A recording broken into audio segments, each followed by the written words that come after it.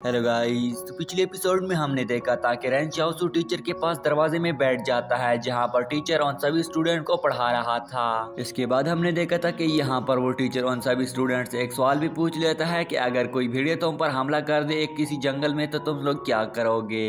इसके जवाब में यहाँ पर रेन शाओसू उसे जवाब देता है कि सबसे पहले हमें उस भेड़िया के बारे में जानना होगा कि उस भेड़िया का साइज कितना है और वो कितना ज्यादा खतरनाक है, तभी हम डिसाइड करेंगे कि हमें क्या करना होगा। तो इस पार्ट की शुरुआत में हम देखते हैं कि उसका टीचर जिसका नाम मिस्टर ज़ैंग होता है, इसके जवाब को सुनते ही वो उसे कहता है कि आज के बाद तुम मेरे मुतबादिल टीचर बन गए हो और मेरी जगह पर तुम इन्हीं सभी स्टूडेंट को पढ़ाओगे।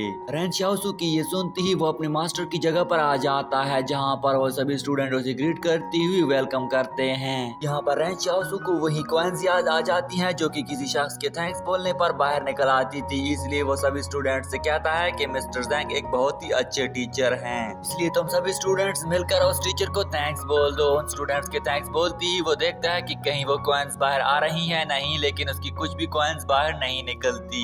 ये देखकर रेन शाओसू को कुछ अच्छा नहीं लगता और वो बाहर आते ही अपने छोटे भाई को डांटता है और उससे कहता है कि मैंने तुम्हें कहा था कि तुम्हें एक भी पानी का घूंट नहीं पीना है और तुम्हारे पानी पीने की वजह से मेरा ये प्रोसेस खत्म हो गया है। ये कहते ही वो दोनों भाई वहाँ पर शॉप में मिस शाओ को देख लेते हैं जो कि रियल में बैटल थ्रू दी हेवंस की क्वीन मीडूसा की तरह दिखती है। मिस शाओ जैसे ही अपनी ईयर रिंग्स को शॉप ओनर के सामने पेश करती है वो उसके साथ बदतमीजी करता है, इसलिए यहाँ पर रेन शाओसू आकर उसे रोक लेता है। रेन शाओसू उसे कुछ पैसे पेश करती उससे कहता है कि ये आपके उन 3 मेडिसिन के पैसे हैं जो आपने मेरे लिए भिजवाए थे और मैं आपके लिए बहुत ही ज्यादा शुक्रगुजार हूँ। वो उसके पैसों को वापस करती है, लेकिन रेन शाओसू दोबारा से उसे पैसे आगे बढ़ाता है और उससे कहता है कि दोबारा से मेरी हेल्प करने की कोई भी कोशिश करने की जरूरत नहीं है। इसके जवाब में वो लड़की उससे कहती है कि चलो ठीक है, मैं आइंदा से आपकी कभी भी हेल्प नहीं करूंगी। तभी यहाँ पर रेन शाओसू उसे कुछ कहावतें सुनाता है जिसकी वजह से वो सभी हंसते हैं। रेन शाओसू यहाँ पर उस लड़की को कुछ अजीब सी बातें सुनाता है, लेकिन दोस्तों मुझे तो उन बातों की कुछ भी समझ नहीं आती, इसलिए चलो आगे बढ़ते हैं। इसके बाद सीन चेंज हो जाता है और हम एक औरत के देखते हैं जो अपनी शौहर की जान बचाने के लिए डॉक्टर के सामने गिड़गिड़ाती है और उससे कहती है कि मेरे शौहर की जान बचा लो। वो उसे कहता है कि आपके पास इसके इलाज के लिए पैसे नहीं है, इसलिए मैं इसके इलाज को नहीं करता हूँ। तभी यहाँ पर रेन शाओसू और वो सभी भी वहाँ पर आ जाते हैं। रेन शाओसू और उसका छोटा भाई ये देखकर बहुत ही ज्यादा गमज़दा हो जाते हैं और वो डॉक्टर वहाँ से चला जाता है। तभी यहाँ पर उसका छोटा भाई उससे कहता है कि अगर तुम लोगों से थैंक्स बुलवाना चाहते हो तो तुम्हें डॉक्टर बनना चाहिए ताकि तुम गरीब लोगों का इलाज करके उनसे अपने लिए थैंक्स को बुलवा सको। लेकिन उसका छोटा भाई उससे कहता है कि इसमें एक मसला है क्योंकि तुम डॉक्टर्स के बारे में जानते नहीं हो और डॉक्टरी का तुम्हें कुछ भी इल्म नहीं है। इसके बाद सीन चेंज हो जाता है और हम उस डॉक्टर को दोबारा से देखते हैं जहाँ पर रेन शाओसू उसके पास आ जाता है और वो अपनी माइंड की पावर को एक्टिवेट कर देता है। उस माइंड की पावर के एक्टिवेट होते ही वो चाहता है कि वो उस डॉक्टर से सभी स्किल अपने लिए अचीव कर ले, इसलिए वो इस प्रोसेस को करता है ताकि वो उन स्किल को अपने लिए सीख सके। वो उसे कहता है कि मैंने आपसे सभी स्किल्स को सीख लिया है और यहाँ पर उसका सिस्टम दोबारा से एक्टिवेट हो जाता है और जो स्किल्स रह गई थी वो भी उनसे सीख लेता है। यहाँ पर दोस्तों वो डॉक्टर सोचता है कि कहीं रेन शाओसू मुझे मार ही ना दे और दोस्तों यही होता है कि रेन शाओसू उस पर हमला कर देता है। इसके बाद सीन चेंज हो जाता है और वो सभी घर पर आ जाते हैं जहाँ पर मिस शाओन सभी के लिए खाना तैयार करती है। मिस शाओन के सामने खाना पेश करती हुई उनसे कहती है कि मैं नहीं जानती कि तुम लोग रात के खाने में क्या खाते हो। इसके जवाब में रेन शाओसू से कहता है कि हम रात के वक्त में कुछ भी नहीं खाते।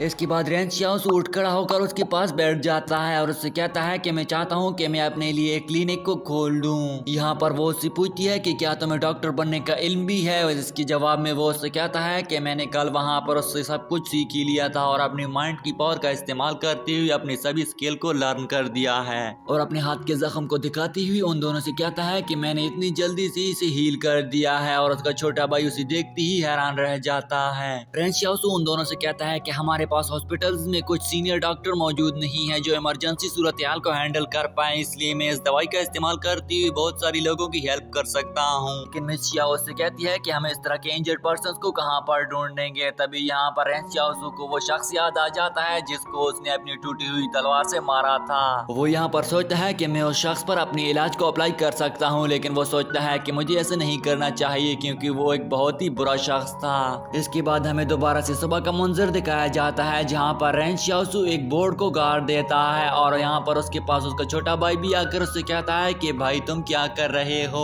रेन शाओसू उससे कहता है कि मैं मेडिसिन बनाने का ड्रामा कर रहा हूँ ताकि लोग मुझ पर यकीन कर सके कि ये सभी लोग यहाँ पर खुद ही मेडिसिन बनाया करते हैं और ये ना सोच सके कि ये मेडिसिन कहाँ से आती है। इसके बाद यहाँ पर रेंज शाओसू अपने भाई से कहता है कि तुम्हें अपनी एबिलिटीज के साथ साथ मेरी एबिलिटीज को किसी को भी बताने की कोई भी जरूरत नहीं है। अगर तुमने किसी को बता दिया तो वो हमसे जान से मार देंगे, इसलिए अच्छा रहेगा कि तुम खामोश ही रहा करो। और साथ में उससे कहता है कि तुम इन मेडिसिन की बू को सूंघ लो क्योंकि ये अच्छी है या नहीं। तभी वो जैसी उसे सूंघता है उसे बहुत ही बुरा लगता है। उसकी मेडिसिन की बू सुनते ही उसका भाई वहाँ से भाग चला जाता है और उससे कहता है कि भाई मैं स्कूल जा रहा हूँ। लेकिन यहाँ पर दोस्तों रेंज शाओसू बड़ी परेशानी के आलम में बैठकर अपने लिए उस मेडिसिन को तैयार कर रहा था और वहाँ पर से लोग जैसे ही गुजरते थे वो वहाँ से जाने की कोशिश करते थे क्योंकि वहाँ से बहुत ही ज्यादा बदबू जा रही थी। यहाँ पर रेंज शाओसू एक जाती हुई शख्स को पकड़ लेता है और उससे कहता है कि तुम्हें कोई बदबू तो नहीं आ रही। तभी वो उससे कहता है कि ये सब कुछ क्या हो रहा है। रेंज शाओसू उससे कहता है कि मैं आप सभी लोगों के लिए एंटी इन्फ्लेमेटरी मेडिसिन के साथ साथ पेन रिलीफ मेडिसिन बना रहा हूँ ताकि वो आप लोगों के जख्मों को अच्छी तरीके से हील कर सके।